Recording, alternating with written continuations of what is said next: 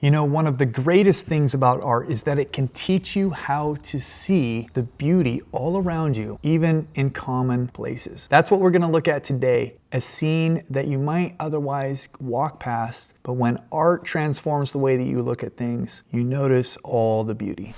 All right, this scene is from Vermont, and it's this kind of cool, beautiful scene, but just looks almost like somebody's backyard. I'm starting with a gray tone canvas, and I'm going to be painting this darker, drawing on with kind of a violet and moving toward some of the mid-ground, really. I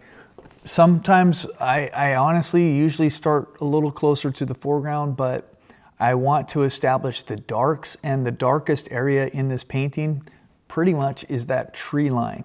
Then there's a few darks that are like on the shadow side of the riverbed or the little creek there. And I'm looking at, where is that tree line? Is it too close to halfway point? And I determined that I don't think it is. I'm gonna go up and put in the sky, the cloud colors. It's a bit of an orangish color, mix of my orange and my yellow with a bit of white, and trying to see what these colors look like together. If you start with design, which is the most important part of your painting, is do these parts of the painting work together, the lights and the darks, the shapes, the values. Does it create something interesting, or is it kind of boring? That's why I was looking at whether this tree line was halfway up the side of the canvas or not, because that makes a difference in how dynamic this painting is going to be. But if you start with design, then you have to draw it on. And then the next stage after you get your drawing accurately on your canvas is the blocking stage. That's what I'm doing right now. I'm filling out the entire canvas.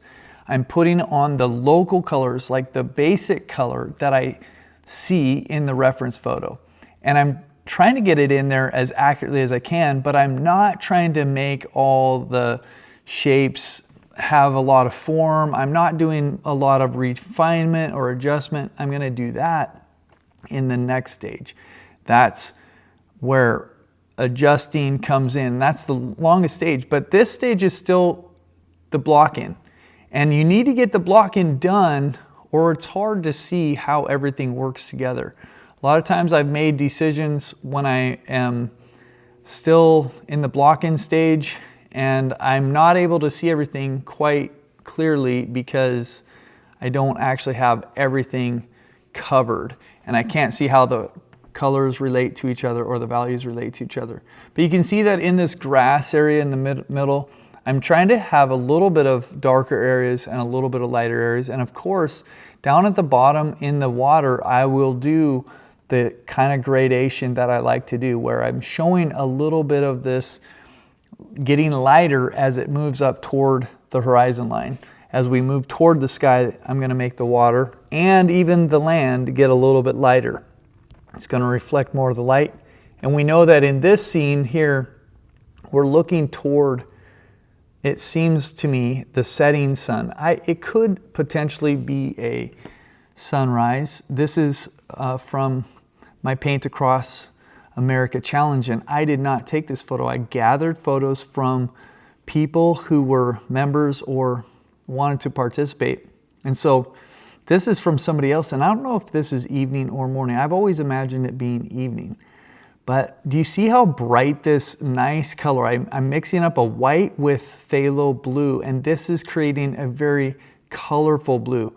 Phthalo blue is highly saturated. It doesn't take much of it, so if you use it, you need to be a little bit careful with it, because if you grab too much of it, it will almost always overpower your other color. Like, it would definitely be really strong for the white to handle. So you just have to grab a little bit of it, a little bit at a time, and it will go a long way.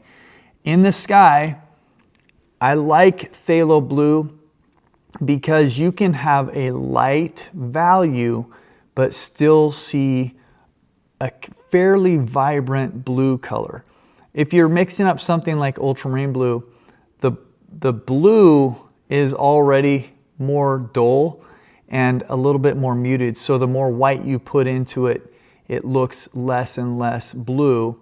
So you see down here at the bottom, I'm even adding some of that phthalo blue in because I want to see a little bit more vibrancy in that color, a little highly saturated area down there. And I'm gonna continue to do this. I'm in the refinement stage now where, hey, we're adding a little bit to every element in this scene. There are probably parts that I think will work as they are from the block in, but most of the painting you need to go back into. You need to go and say like, okay, how does this read? And this tree over here on the left is no exception. I need to, fill out some of the form, make it look like it's actually a three-dimensional object, tie parts of it together. The trunk of the tree might not have been connected to the middle part of the tree. There's all sorts of stuff that happens in a painting. So the refinement stage of your painting gives you the chance to go around the entire painting and look at it. What happens in this painting is after refinement, you have this stage. It's worth calling it a stage. It's called finish. And there's a point in this painting where I actually thought that I was finished and I set the painting down. And I wasn't there yet because I'm still adding more vibrant color. I knew I wanted that to be a little bit more vibrant. But I get to a stage here where I think, yeah, this looks pretty good. I think I'm done. And the rule that I like to go with is if you ever have that thought, I think I might be done, the best thing to do is to stop. Don't keep painting. If you think you might be done, just set your brush down and walk away. Giving yourself a little bit of space from the painting will actually help you realize and determine if you are actually done. Because when you come back to it an hour later or a day later or 2 weeks later, sometimes it's just enough space to give you perspective and see, oh, I wasn't done. So this is about where I think I was at when I thought, okay, I think it looks pretty good. I've done quite a bit of the scene and I'm just putting in the last few details. But I stepped away from it and now I came back and I realized I want to make some of the greens in the grass brighter. I need the foreground to come forward. So I'm mixing up some brighter, more vibrant, saturated colors using phthalo blue and my yellow. That's going to be a more potent green. And you can see how it's drawing us, this foreground, closer to us. There's a little bit more punch to it. And I feel overall that this is where I need to go. This direction is where I need to go with this painting. But if I hadn't stopped the painting and taken a little break from it, I might not have seen this. However, if I just carried on in the moment and just kept painting and painting and painting, I might have messed up something that was feeling kind of fresh and alive in the original painting. So again, making these distinctions between these sections of your painting can help you. It can help you avoid frustration. And so again, the stages are design, draw, block in, refine, and then finally finish. And sometimes putting a little break in between the refinement stage and the finish stage can help you to come back and see. But look at this scene. It started out gray. It was just a common scene, but we've created something beautiful because all around us there is beauty, even in the common places. The things that we look at every day. As you're an artist, you will see these things more and more. Hey, here are some paintings by some people who have already taken this journey with me, and you can do the same. So go to paintacrossamerica.com today. It's 50 states, 50 weeks. It's an amazing time, and I will see you there.